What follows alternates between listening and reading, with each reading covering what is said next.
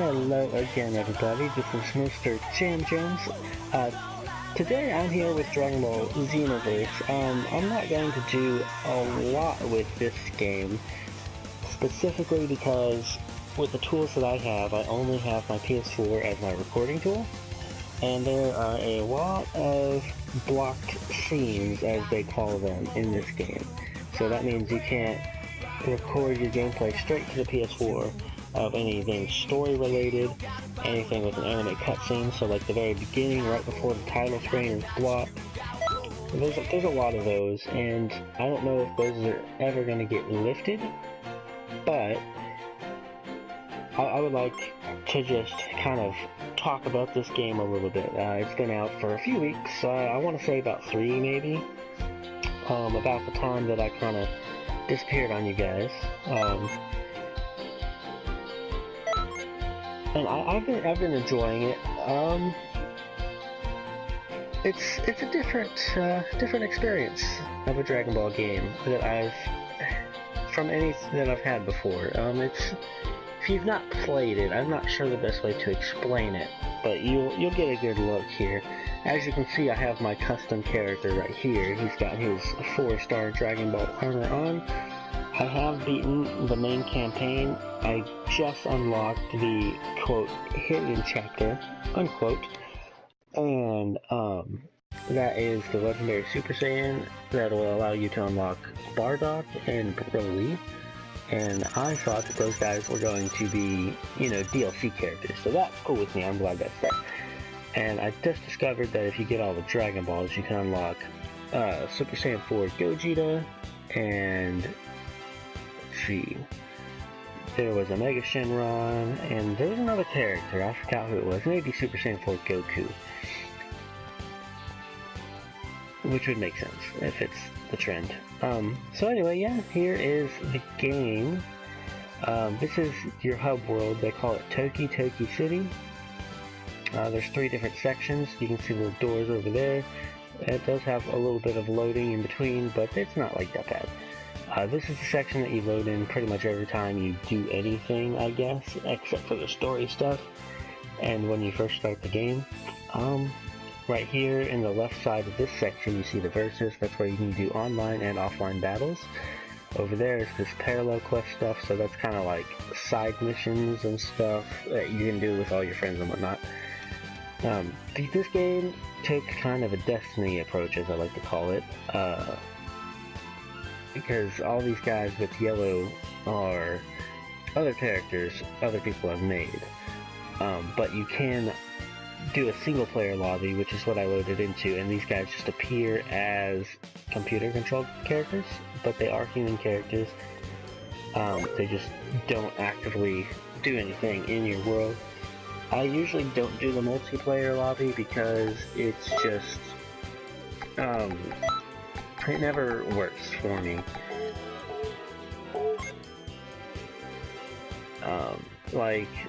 It's weird, like, it's a very Japanese game, like, you can see how Japanese it is, whenever you start playing it, like, and I think the localization, my friend says that all the time, the localization seems like it didn't get done very well, but, if you can get past all the little Japanese kind of quirks the game has, then, it's no problem. So in the city here, you have all the blue guys. These are, your guys that you can talk to. You got your shops, a mixing shop. You can mix items together. You've got your item shop.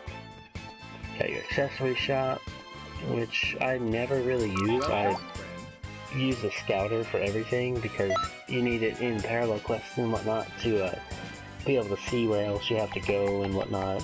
It helps you find items and all that kind of stuff. So I never really mess with it. My guy has a blue scouter on. The first one you get is the typical green one. You can change it out, which is what I did. As you go through the city, you'll see characters. They'll beep at you, and they have blue question marks. They want you to do stuff. This one in particular is called Super Saiyan Bargain Sale Mission. These ones that you come across, they are basically the parallel quests. You just have to do them this way in order to unlock them to repeat in the parallel quest menu. It's an interesting way to go about doing it, but it's pretty cool. A lot of these I find are really unfair.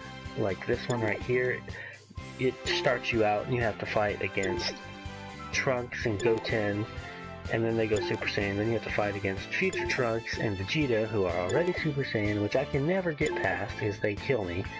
And then I think you have to fight Gohan and Goku, which I'm assuming they are Super Saiyan form. And you have to do it all by yourself with one health bar. But you do get to have health items. So you get 4 items that you can pick. I have all health items. I just can't ever get through it on my own. So I figure I'll come back once I hit a higher rank or something and try it out. So character-wise, we have different characters. We have Saiyans, which that guy looks exactly like Goku. We have... that's another Saiyan. We have Frieza guys. They don't really have a name. They're just called Frieza race. We have human guys, which you can never really tell from the Saiyans, but he could be a human. And then we have Namekians and the Majin Buu people. Some of the characters that you come across in the city are hilarious looking. The thing I have a problem with the Majin Buu people is that if you're a male, you have to be fat, and I don't understand that. But, I mean, I guess it's whatever. So anyway, we're gonna do a quick little versus match, I guess. Now that I've kind of explained how things work, I guess I should take you around to the other section, actually. So looking at the top section, that's the Plaza of Time. That's where you do all your kind of single-player stuff, I guess you would say. There at the top, the right hand side, that's where the Time Patrol missions are at. The Time Patrol missions are basically the story missions, and I don't want to really give anything away, but let's just say somebody is messing with the timeline of your typical Dragon Ball universe, and you have to fix it, thus giving you a slightly altered story with your custom character, and it's very interactive and it's a lot more fun. This is where the Dragon Balls go whenever you get them all. I only have the 2 Dragon Balls, 3 and 4 star.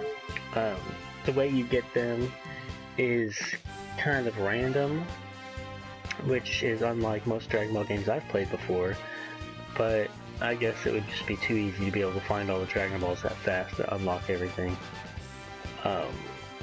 So, this is the World Tournament section right here. Now you can do a local World Tournament battle with like another player. The camera for 2 players works weird because it doesn't split screen like the other 3D Dragon Ball games have. And then this is like, I guess, the online, which never works. This game has been having a lot of server issues. I can never connect to their online server ever, which is half the reason I never do the multiplayer lobby. There's an Namekian guy.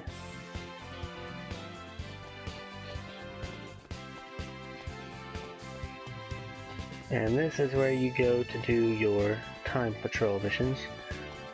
The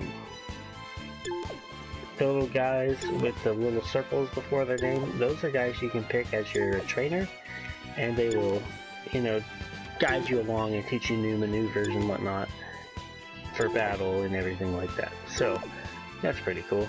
Not sure what Gohan wants.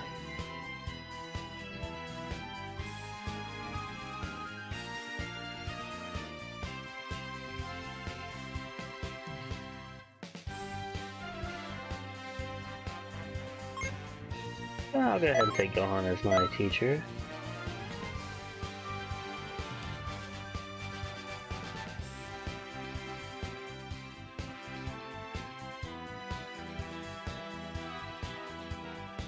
Okay, apparently Videl just wants me to fight her before I can fight Gohan. I hate to break it to you, Videl, but I'm going to pummel you into the dirt.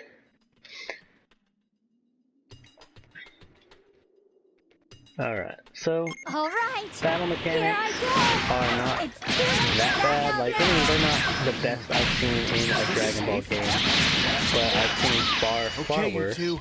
Let's not overdo it. You're doing better than I thought. Now?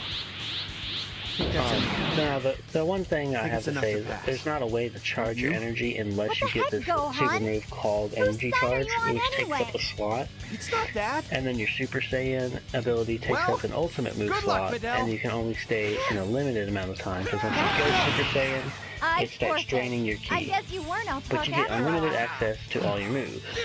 Glad everyone's Except for okay. right now, I guess, because it's weird, now that I'm in the end of a mission. And then the ranking system is back. As you can see, we have a lot of money here, a lot of XP to go. The more stuff you do, the more XP you get, blah blah blah. It's pretty easy.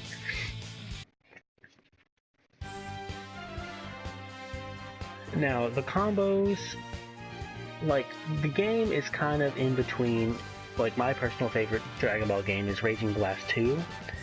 And it's kind of somewhere in between Battle of Z, which is the game that came out previously, and it's in between Raging Blast, where it's a little bit limited.